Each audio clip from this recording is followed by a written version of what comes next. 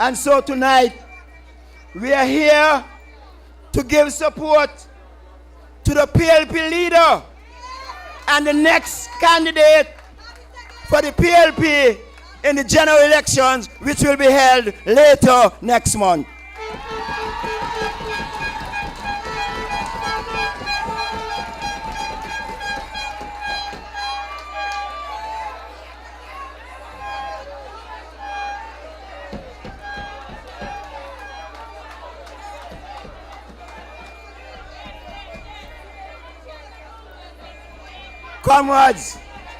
Comrades, fellow citizens, nationals, brothers and sisters, I want to say to you that this is the penultimate meeting of the opening exercises.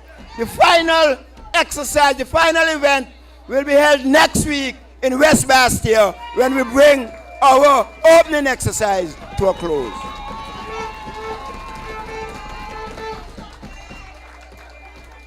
And so, I want to extend a sincere and warm welcome to all of us gathered here, this massive crowd tonight, and those listening on radio and on the internet, our nationals at home and abroad.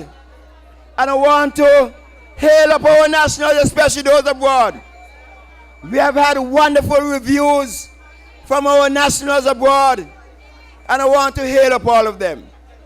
I want to hail up, well, I don't want to start calling names, but because you start calling names, you'll get in trouble. But all of them, all our nationals who are listening to us on radio and on the internet. We also want to express and record our sincere thanks and appreciation to all who in any way have supported us, encouraged us. We want to thank them for their prayers and their support and the effort to bring us to where we are at this stage. We couldn't do it without you all. This has been a massive national effort. This says to me, people are ready for a new dispensation.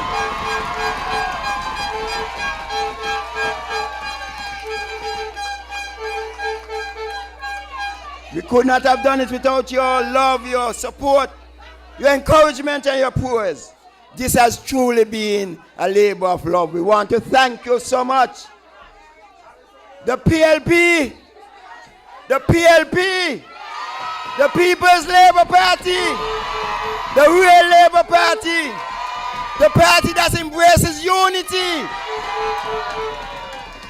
And you know, unity begins with you, and you, and you, and you, and you, and you. That's what it's about. That's what the PLP means. That is what it means.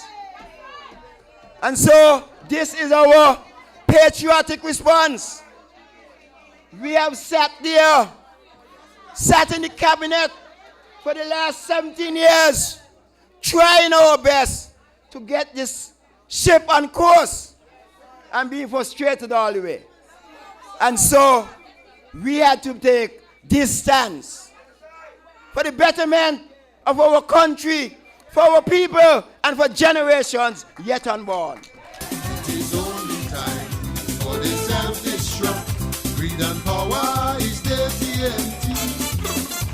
Their purpose in government was for the bucks. They don't really care about this country. All the scheming, conniving plans have caught up with them.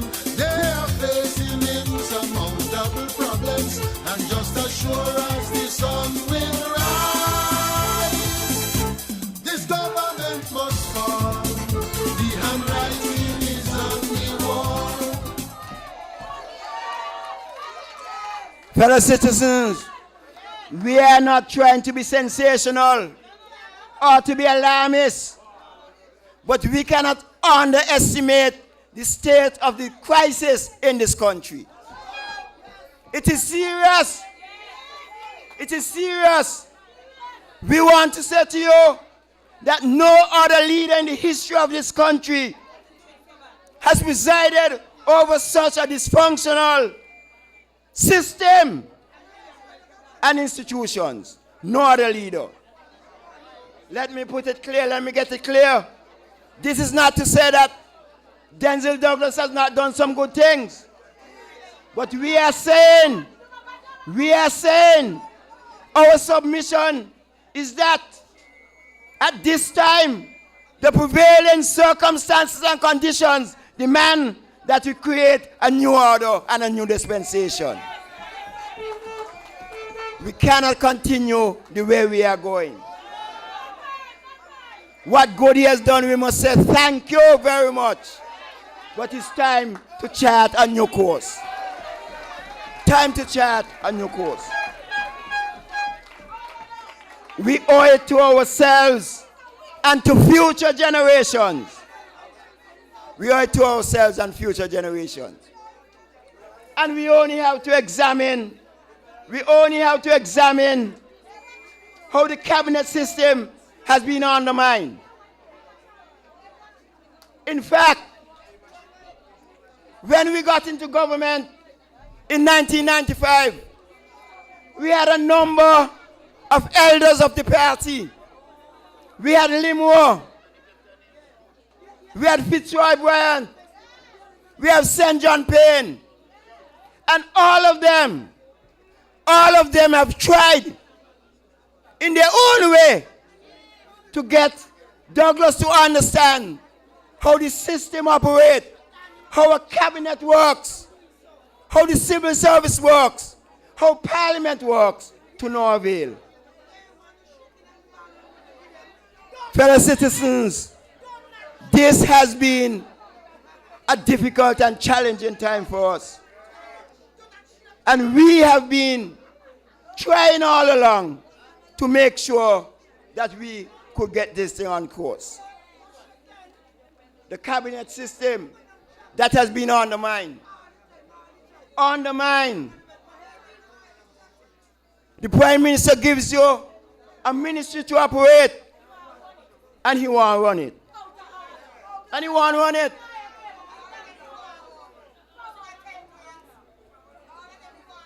And we only have to go to the Constitution, because all these things are clear as crystal and well stated in the Constitution. If we go into the Constitution, we understand how the cabinet system works. I have gone to the Constitution and made cabinet presentations about how the system works, but to no avail. The Prime Minister is not interested in good governance. Not interested. We see as well under his stewardship, the civil service has been made dysfunctional. Again, the Constitution is clear about how the civil service works. The permanent secretary in any ministry is responsible to the minister. But the Prime Minister wants to be in charge of every permanent secretary. Every permanent secretary must report to him. In fact, you don't even have an opportunity to choose your permanent secretary yourself.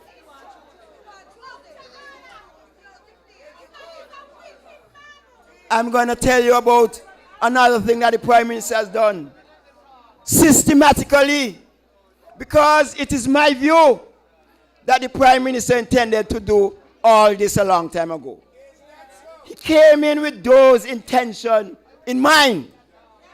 He came to hijack the party, hijack the government, and to promote his family and friends.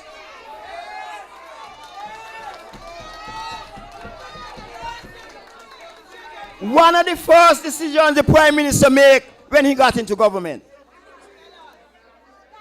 before he took government, in fact, under the Labour government, under Bradshaw,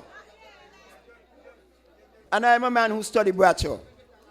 Bradshaw was a wise man. Under Bradshaw, the chairman of boards, all the boards in the country, was held by a minister. So, for example, the chairman of the National Bank was a minister. The chairman of Social Security was a minister. The chair, all these boards. When the People's Action Movement took government, they continued the same thing.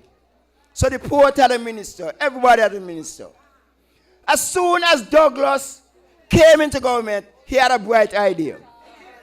Ministers got too much work to do, so no minister gonna be on any boards anymore. Douglas placed each one of his friends on all the boards, and then had them communicating with him. So Contender onto board, Edmead onto board, Halvo onto board, and then they're communicating with him. That was a deliberate, systematic, methodical approach to undermine ministers and to control the government. To control the government and to control everything. The man had every intention. He came with a plan in mind. Plan in mind. And it's about time we reverse that.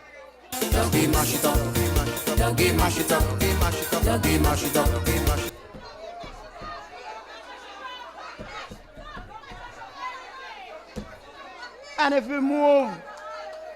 we move from the cabinet and we move from the civil service and we move to parliament, you could see he has made a mockery of the parliamentary process and has marginalized elected parliamentarians. This is the worst parliament that we have had in the history of this country.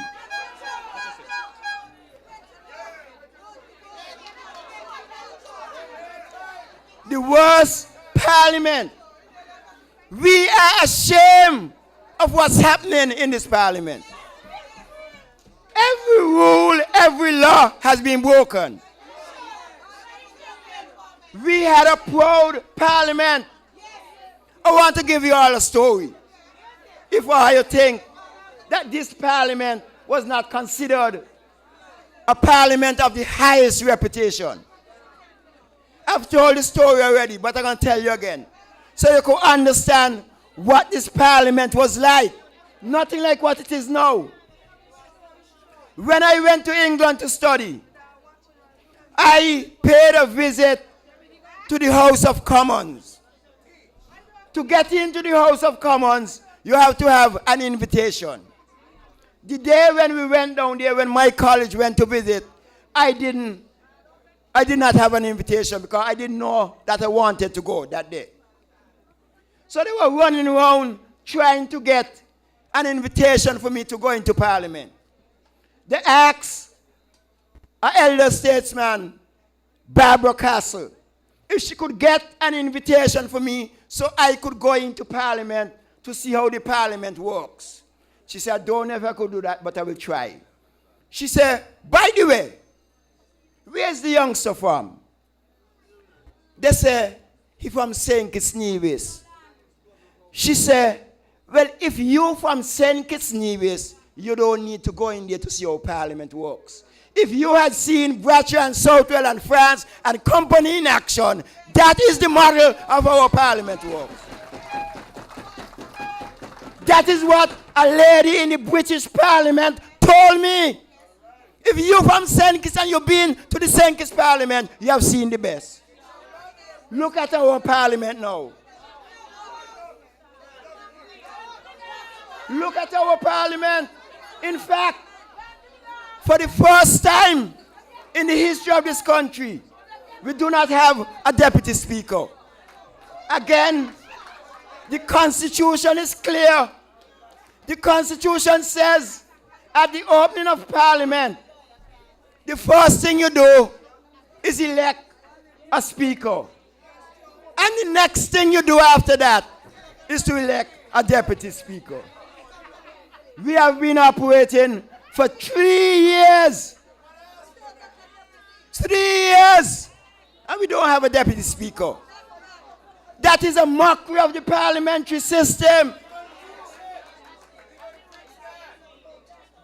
And the man just doing it. And doing it without any regard, with impunity, breaking the law, violating the Constitution with impunity. That is the responsibility of the executive to have a deputy speaker. That is wrong. Very wrong. That should not happen. And those are the things that's happening under this Denzel Douglas administration. Then I take